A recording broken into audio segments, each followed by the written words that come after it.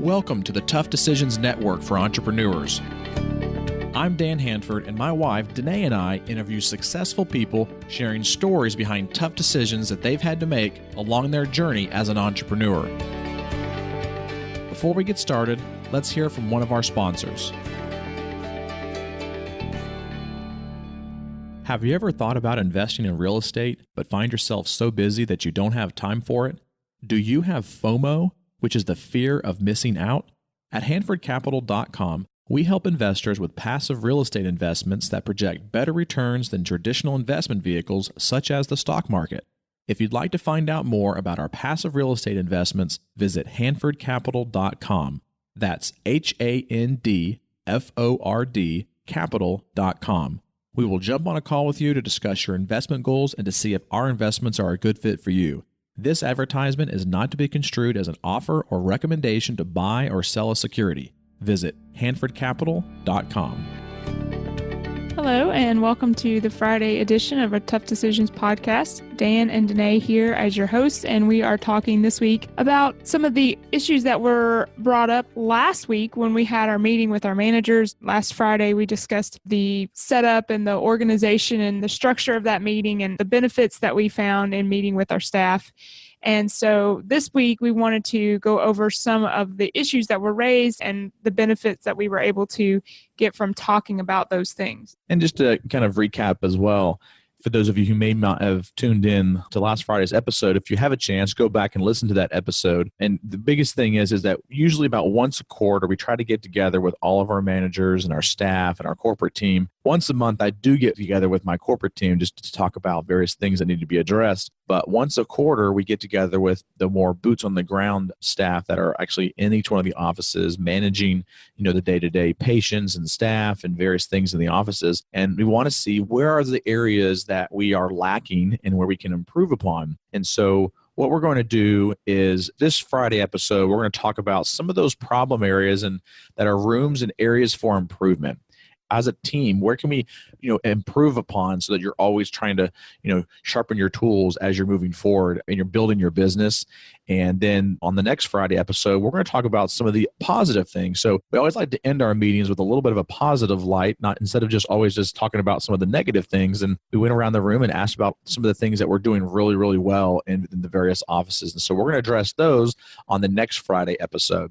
So let's go ahead and get started, Dennae, and let's talk about a few of these things. So which one do you want to start with? Well, what I appreciated was that pretty much everything was fair game for us last Friday. And so, like you said, we wanted it to be constructive. And there were lots of, everybody has a different way of stating some of the problems or issues that they see. We were able to group them into several really broad categories. And so the first one that we found as far as a broad category of an issue was the issue of attitude. And again, we were talking with our managers here. So, a number of them brought up the fact that on different occasions, they deal with attitude issues out of their staff. And what I tried to do, I think, was really help them understand the impact that they can have over their staff attitude. It's not something that's really out of their control, because I really believe that the managers have a lot of influence on that, and that your staff is going to feed off of the energy that you bring.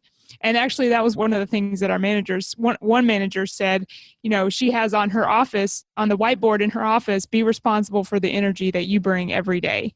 And that's one of the ways that she puts it back onto her staff, and their responsibility, holding them accountable for the atmosphere of the office is telling them you have to be responsible. And if everybody's responsible, then it works out pretty well usually. But attitude was one of the things that we found that was mentioned several times by multiple managers. And along the same lines of attitude and, making sure you have that team attitude as well. So a couple other things that kind of went along that same lines were having an attitude of, that's not my job, and I think probably, just about every manager at some point maybe kind of addressed that, except for maybe one. But most of them address the fact that some of the team members that they have are, have this attitude of that's not my job. And they're not necessarily just in their offices, but in the company as a whole, because we have a lot of centralized support staff and, always trying to play the blame game or, having that lack of a teamwork attitude and going into that whole mode of, oh, that's not my job, and not being able to use all the resources that you have.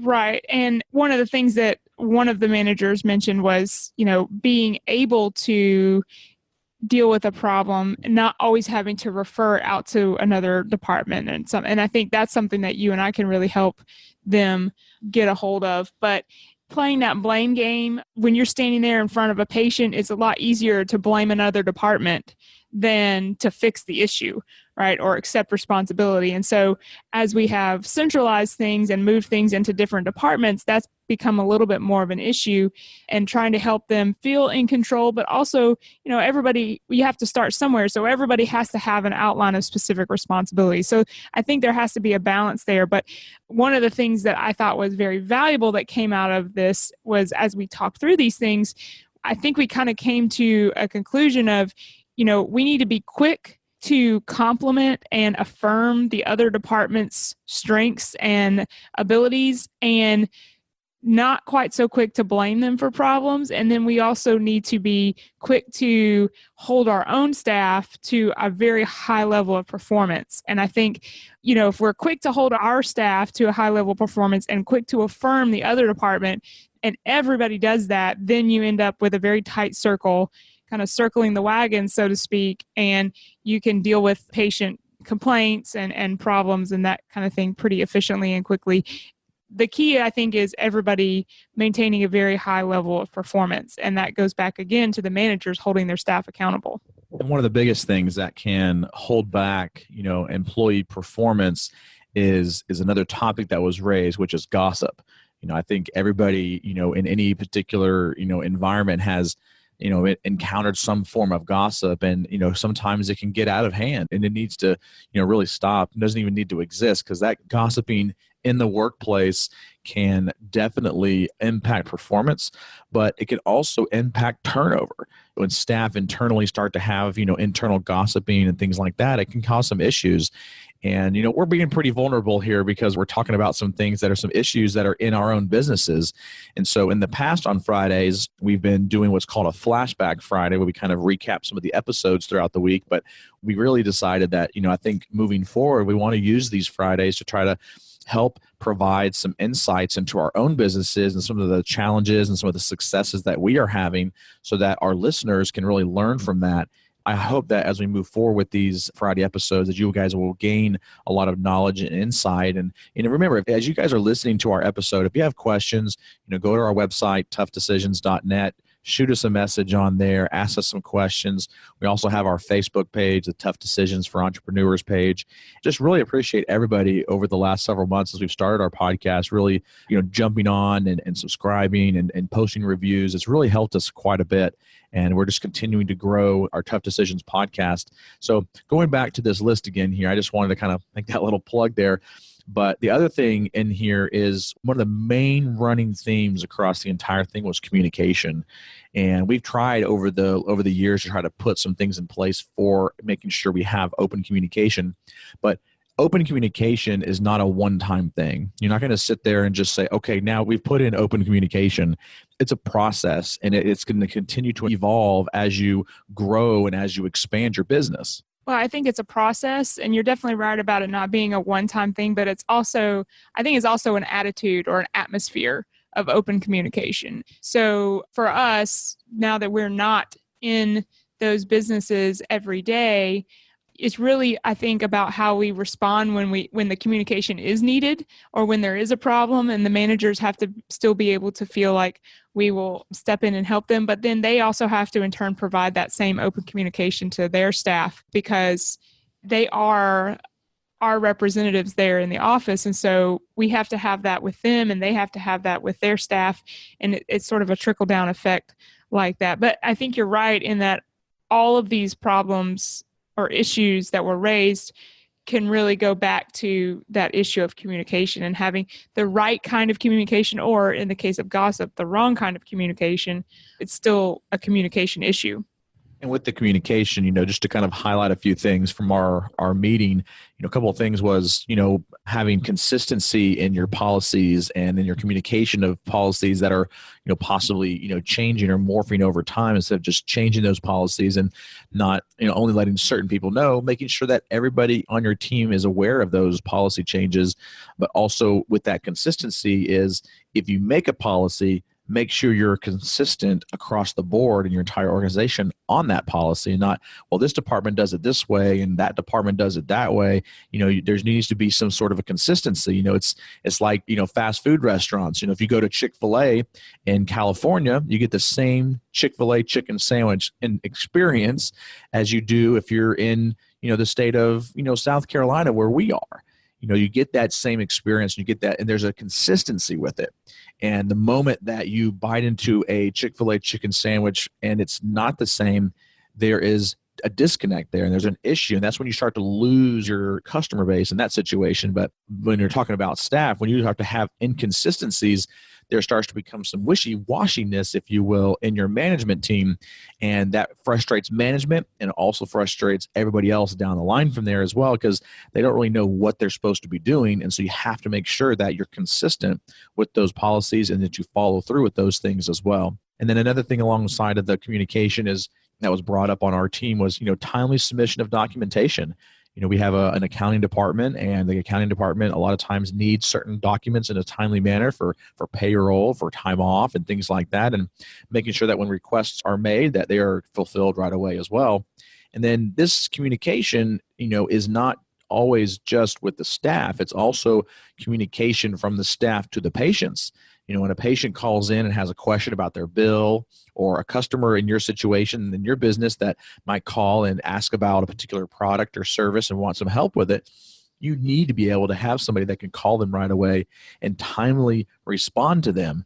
Even if you don't have time to sit there for 30 minutes and talking to somebody, to at least have somebody call that person or contact them back and say, hey, Mr. Williams, we received your request and we are on it, and we're going to be returning your call in the next, 2 or 3 days or 24 hours or 3 or 4 hours or whatever it is. That way there's that communication. Where customers get frustrated is when there's lack of communication. I'll give you an example. I was traveling, and I think I was maybe in New York City or Dallas or something like that. And we had reservations at a restaurant, and the reservations were at 8:00, and we showed up at 10 till 8. So we were 10 minutes early, and it wasn't until 8:45 until we sat down to eat. And there was no communication from the staff as to why we are waiting so long. And so, I'm sitting there getting frustrated because I'm like, if there's a problem or if there's some issue, can you at least, communicate that? And it's the same thing with your staff and in your patients. You have to make sure that you're communicating, this timely submission of documentation and timely responses to patients as well. Because at the end of the day, we're there to serve our patients, and we're there to have, a great connection and a great relationship with them, because those, our customers and our patients, are the ones that are allowing us to be able to continue along the path of success with our businesses and creating that revenue. Yeah, so communication is so important. And I don't know about you, but I think that's probably one thing that I maybe underestimated the difficulty of as we've been growing, is just constantly revisiting that issue and making sure that the communication on all levels is profitable and correct and efficient. And I mean, there's just so many things to think about. And as we started growing from one office to then two, it maybe wasn't that difficult because, we're just doubling, but now we're, 5 times the size we were 2 years ago. And I know I underestimated, the importance, but also the difficulty of just keeping that going in the correct way. So we've learned a lot with that. And our staff, I think, overall was very positive in the way they approached these issues that needed addressing. And so I think going forward, we're going to make some improvements there. Well, thank you so much for listening to this Friday episode where we were talking about a staff management meeting that we had and some of the things that were going on in our businesses and some of the things that we're going to be doing moving forward. And so next week, we're going to dive into some of the other topics that we addressed at this meeting, which were, what are some of the things that we do really, really well that everybody in the team can maybe, latch onto, and maybe in Office A, they were doing really well. In Office B, they weren't. And so they can kind of work together to try to, build each other up.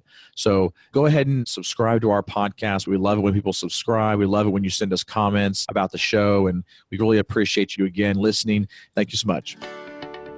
Thank you for listening to the Tough Decisions Network.